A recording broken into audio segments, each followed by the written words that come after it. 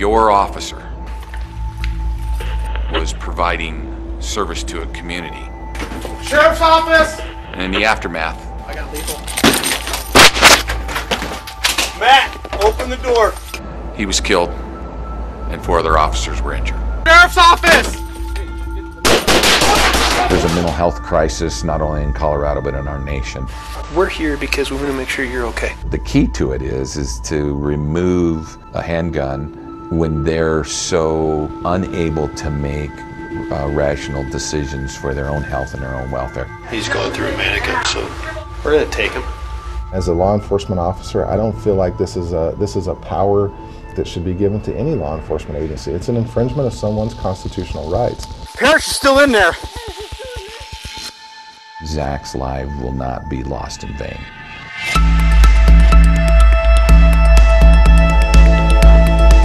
So people have started to ask, okay, what can we do in cases where there's someone who law enforcement, family members would all say should not have a gun, especially not a gun like an AR-15, but they don't actually have a legal mechanism to do so. My office, I'm supposed to do whatever I can to make sure that the community is safe and use it inside the confines of the laws of the state of Colorado.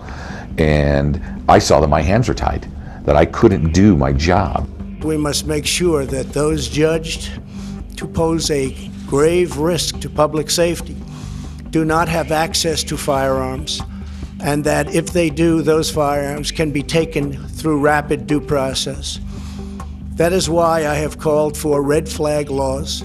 A red flag law is a type of court order that allows a judge to require the seizure of legally owned guns when the owner presents an imminent risk of harm to either themselves or others. The guns can be ordered seized in a hearing without the gun owner present, and that is something that gives a lot of gun rights advocates pause.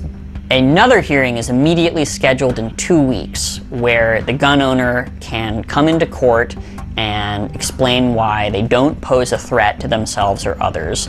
I never believed that we would pass a law in this state that would go this far and it would ask local law enforcement to do exactly what I've always preached against, which is disarming people over something that isn't upheld in our court processes.